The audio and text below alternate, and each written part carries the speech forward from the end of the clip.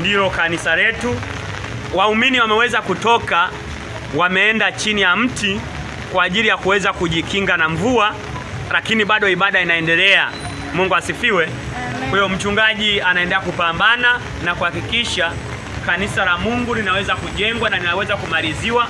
Kama unavyoona kwa juu hapa, hakuna paa, hakuna turubai, hakuna bati, lakini kazi ya Mungu bado inaendelea.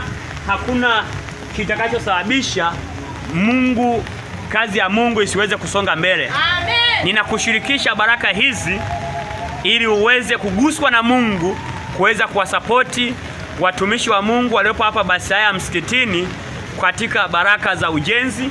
Maana hata kwenye kitabu cha Hagai sura ya 1 mstari wa 2 hadi wa 3 Biblia inasema, wana wa Mungu tutoke tupande milimani kuweza kukata miti